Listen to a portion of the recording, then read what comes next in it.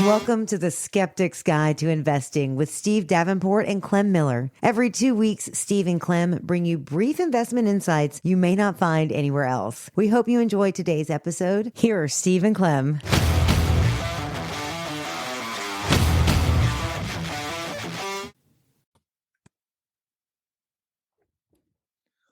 Welcome, everybody, to Skeptic's Guide to Investing.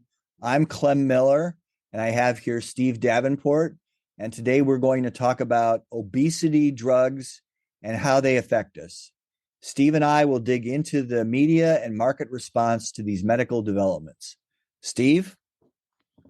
Well, Clem, there's a lot to capture here, and I think it helps at the beginning if we start to define some of the terms. I think a lot of people are questioning what does it mean when they talk about GLP-1. Those letters of the acronym are glucagon-like peptide 1.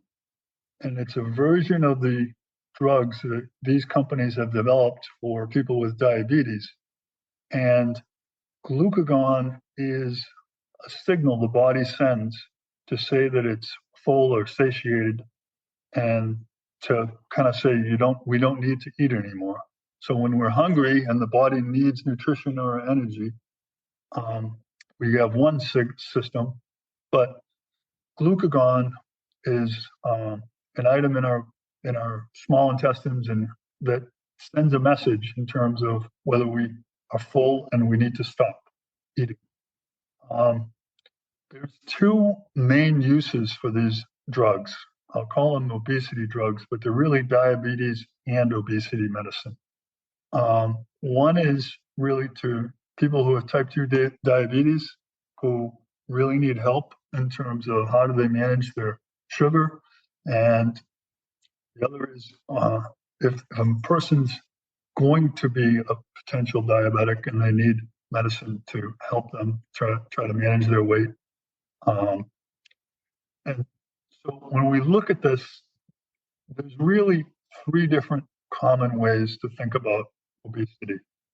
There's intervention can be in the form of lowering your weight through diet and exercise, through a pharmacological solution, or through surgery. So we're really talking about that middle one, the pharmacological solution. There's two main players. Everybody talks about Novo Nordisk, Sweden, and Lilly from the US. These two companies control over 80% of the market for these drugs. Right now, it's about $4 billion. They anticipate by 2032 to be upwards of close to 170 billion. That's why there's so much excitement with these drugs. The two main participants, Novo Nordisk has two drugs, one for diabetes and one for obesity. They are Ozempic and Wegovy. So Lilly similarly has two drugs. One is Mounjaro, Mounjaro, and Zepbound for obesity. So each of those compete in the marketplace, and it's a very complicated biological element, but really is about the future and growth and earnings. So it's a very exciting story right now and what's going on in healthcare. Yeah, my reaction is that, couldn't they come up with better names for these things? They're just a little confusing. Ozempic, Wegovy, Mounjaro, and Zepbound. Well, maybe that's what you get into, Clem. You can get into the naming. So Steve, did all of this? I mean, this is something that, at least for Novo Nordisk and Lilly and their stock price surges and so on, this it all seems to have come to market consciousness in 2023. But did it really start in 2023, or did it originate much earlier?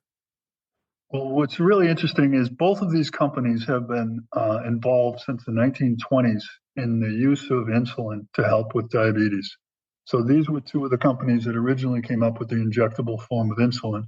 to help people manage their sugar. Previously, there was a drug from Novo Nordisk that had about a 5% weight reduction result. And at a 5% weight reduction result, putting up with the side effects really wasn't generating a lot of interest. Now, these drugs are showing 15 to 20% weight reduction.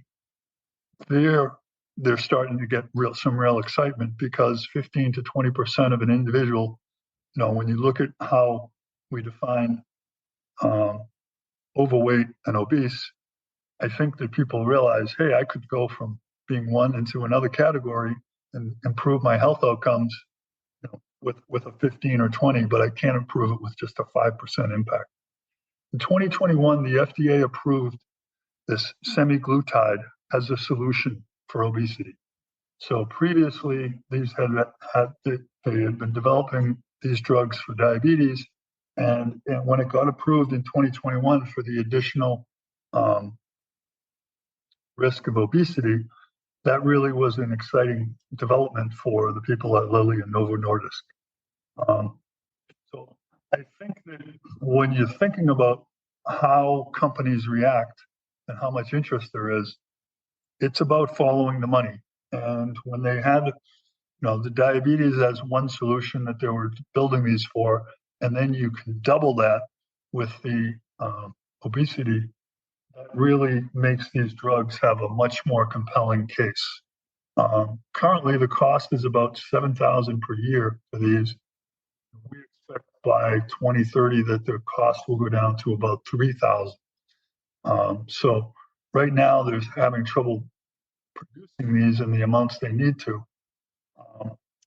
Like Viagra, these drugs have a history of, tremendous growth and opportunities. But then they worry about when they go off patent, they're going to kind of go away, as they're very easy to replicate. Viagra is a very simple compound. These are much more complicated compounds, so that it's going to be much harder to people to profit on the generics, because they're going to be much harder to produce. So, Steve, how do we invest in this space? Do we invest in Novo Nordisk and Lilly, or how do we invest here? Well, here are the main competitors and their main points. Lilly has Zepbound, which I'm going to put as number one, but it's really 1A and 1B between it and Novo Nordisk. They have a slightly higher weight loss and slightly less side effects. Novo Nordisk has more time in the market, and it is currently the largest company in Europe. So people are pretty excited.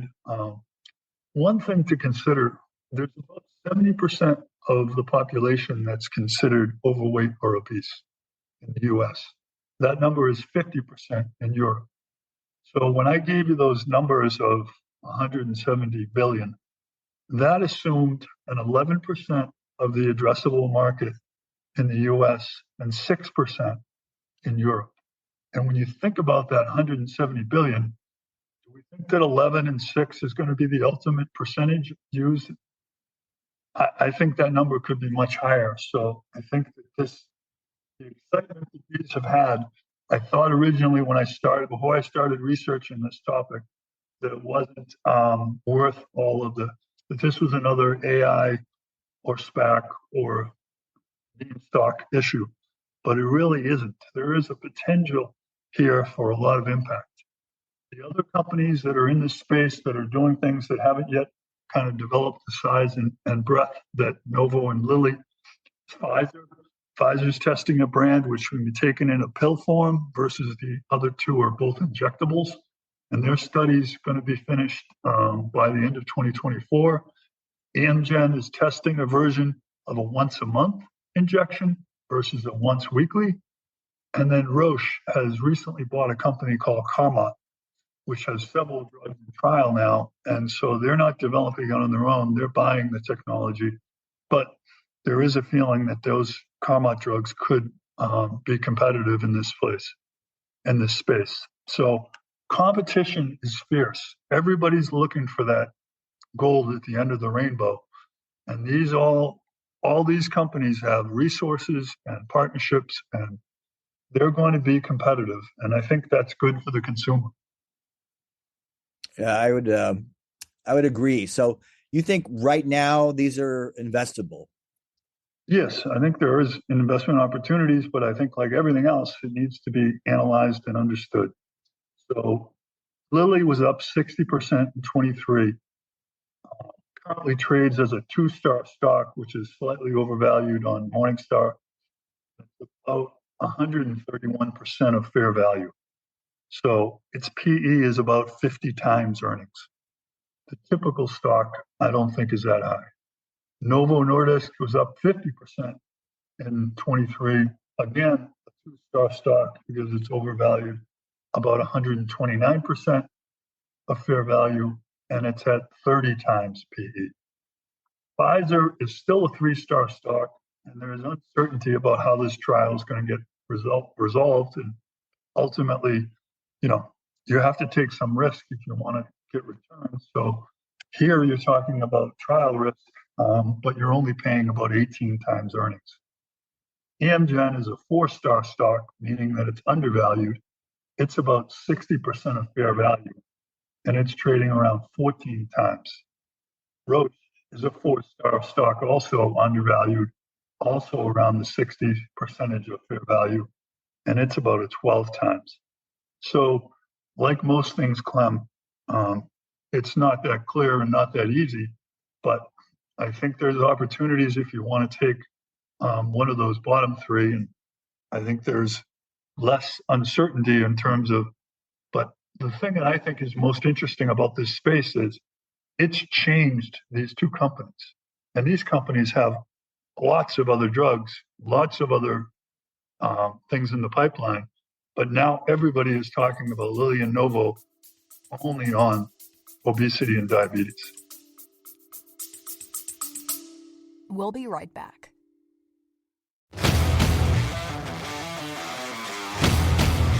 We hope you're enjoying our episodes. If you are, then we'd greatly appreciate your liking, following, and sharing. Help us help others. Now let's get back to the discussion.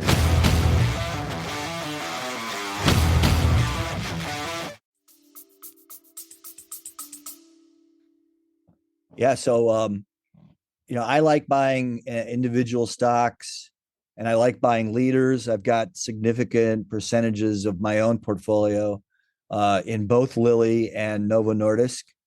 I've avoided Pfizer because, frankly, they're actually retreating in the wake of having had some very good earnings with respect to the COVID drugs. So I like digging into individual names, but price is a consideration. And you mentioned that Lilly and Novo Nordisk have high prices. That doesn't particularly bother me. And the reason it doesn't is because I look at PE on an overall portfolio basis. And so I've got much cheaper stocks in my portfolio than Lilly and Novo. And so I feel like I can afford to pay for them, especially with their growth, which is reflected in their PEG ratios. So, Steve, what do you say to that? I think that you are not the typical investor, Clem, and I guess I think that I think of the average person on the street and who might be in a position where they're trying to think about, I'm on this, I'm using Wegovy, or I'm on this and I'm using Zepbound, and I find it's tremendous, and they might want to own the stock. I think that they need to buy it in the right proportion, and they need to think about its, PE in terms of what's their time frame. If they're thinking they're going to get another 50% this year, I'm not sure that's the case because of all the other things the company has and all the other drugs having less of a multiple than this does right now. But, what do you think about them compared to the average healthcare sector? Would you want to buy the spider instead of buying the individual names here? No, not at all. And of course, by spider, you mean the healthcare ETF. No, I don't buy sectors because within a sector, you can have a variety of companies, both bad and good. the sector ETFs, they're weighed most heavily to those companies that are already big, and that's not necessarily a good thing. Is in semiconductors, is Intel better than some of the others? No, it's not. And is Johnson and Johnson better than some of the others in the healthcare sector? Is United Health, which is also in the healthcare sector, is that better than some of the others? I would say no.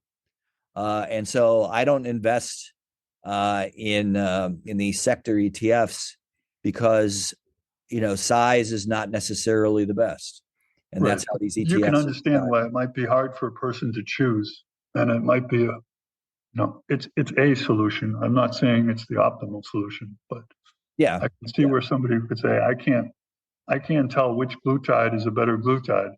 So, I think that there's a lot of knowledge that goes into selecting an individual stock, and I wonder sometimes whether health as an industry, just like technology as an industry, that we're going to have more health issues as we see the aging in America and other countries. So, well, if somebody were to say to me, I can only invest in sector ETFs, then definitely healthcare and technology and communications would be at the top of my list, followed by energy. What about energy? Probably industrials. No, I don't think I wouldn't. I'm concerned. You're not a fan of the carbon? Well, no, it's not just that. It's just I like to have sustainable growth in my portfolio. And when you're talking about energy and materials, you're subject to, you're exposed to the vagaries of commodity prices. Right. And I don't want my portfolio exposed to the vagary of commodity prices. I want nice, stable growers, preferably inexpensive. Yep. So these drugs are also garnering interest because of their effect on other parts of the body. So there's been a study that says they reduce heart health incidence by 20%. They also help with addiction, because when the signal says you're satiated or you're full or you're satisfied, people are finding that they lower the urge for cigarettes and alcohol. There's also some studies showing that it helps with Alzheimer's. So I think just like, a hair product ended up having some impact on blood flow, and Viagra, and I think there's a lot of things that could come out of this. And it's a very exciting space to think that you could be taking something for obesity and it's also helping with your heart health. Yeah. So not only reducing your weight, but also lowering the incidence of an event. So, I like these thoughts about, sort of unexpected benefits, which sort of leads to another concept, which is, what about other areas? Are there drug solutions in other areas that these are related to? So I think that the interesting thing about these drugs is we're starting to be aware self-control may not be the reason for people's health issues, right? There are biological elements of our DNA which can make the signals in our bodies hurt our best efforts. It has been too long that people believed being overweight was a choice, when in a lot of cases, it's the genes we were born with. We don't have a choice of that. So when I think of medication, I think this could lead to many areas where we nudge people.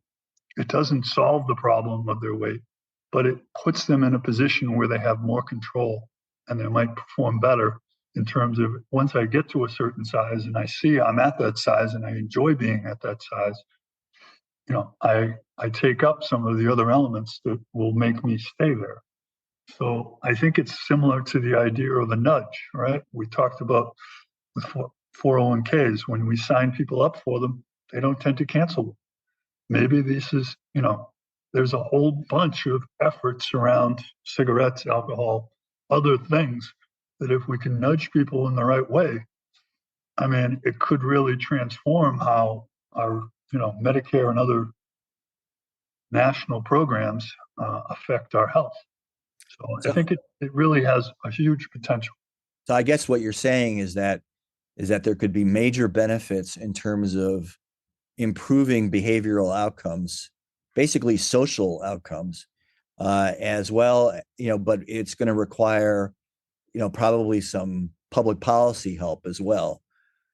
Which leads me to sort of the next logical question is, how does insurance cover all this? Well, that's a great point. I don't think we can really put a value on some of those factors, right? When you look at a person's developing diabetes at 60 or 70 versus developing it at 40, the impact in the community is very hard to say. The other thing is that we've got a large percentage of the population, not getting health care. So if they're not in the system and yet they're going to be served by the hospitals in the area, how do we get at those people when the expense of this drug is so high? So I think that, it's really going to need us to look at these things and really calculate the results. And there just hasn't been enough analysis done what happens after the drug stops. People then do tend to put weight back on, but they don't tend to go 100% back. So it does jumpstart people to a better place and they keep the weight off. But I think that when you look at the impacts and health in your heart, blood pressure, and cancer incidences, they're all aided by a better body mass index, or BMI. So I think that as a country, if we could improve our BMI, I can't imagine how that would ripple through the system and impact Medicare and Medicaid. So I think there is excitement, and I think it will continue. And the competition is what I think is interesting, is that everybody is in trying to make up a solution, and whether it's oral or whether it's monthly or whatever it is, people are working very hard for solutions that could really impact the health of our whole country. So I'm excited about it. So here's a question from our mailbag, which I think you've already partially answered. Well, do you think the obesity drug excitement is a fad, or is it the future? I believe it is the future. I think that it's a combination of a lot of things, right? We mapped the human genome several years ago, and now we're starting to apply AI and better computing power to this human genome problem. And looking at the different areas of our DNA that get impacted, I think that's going to lead to more discoveries and more success for health solutions. And this is not the end, it's the beginning. And in my opinion, I see a lot more here than I see in the AI space, just in terms of real lives impacted right away. Well, something like health requires a lot of data analysis, and that's what AI is for, right? Data analysis, neural networking, trying to analyze big data so that you can draw some conclusions. That's what it's all about. And so I think there's an enormous intersection between AI and healthcare. Sure. So if I want to summarize, I'd say your health matters for your financial wellness. Both your physical and your mental health directly impact how you can earn money, how you feel about money, and how you get results going forward. So I would say, first, understand how this might affect your health. Second, look at what your insurance will cover and talk to your doctor about whether this is something that you should think about. I think investments should be for the long term. So on weakness, I would think about some of the leaders, the Lilly or the Novo, or own both. And then in a secondary level, I think about whether some of the companies that are in development but are at much better multiples could also, transform into a good holding for you, like a Roche, like a Pfizer, like an Amgen. Do you have anything else to add, Clem? No, I think we've covered this in great detail, and I hope we we helped everybody understand a bit more about this, about these two companies and about the whole weight loss drug industry. I'm sure Well, that was a more test to add in run. the future. What is a GLP?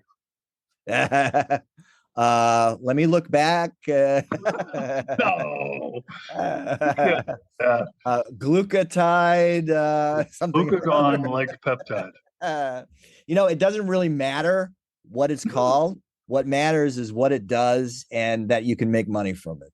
Correct. But I think that if you want to be at the cocktail party and sound sophisticated, you could say, I really like the new GLP drugs. And people will think, wow, that Clem, I thought he was an investment guy. He sounds like a bio guy. All right, everybody. Thank you. Thank you. The views shared on this podcast represent the personal investment views of the hosts. They are for educational purposes and not meant to be taken as investment advice. Listeners should consult their own investment, legal, and tax advisors. Past performance of any investments is not a guarantee for future return.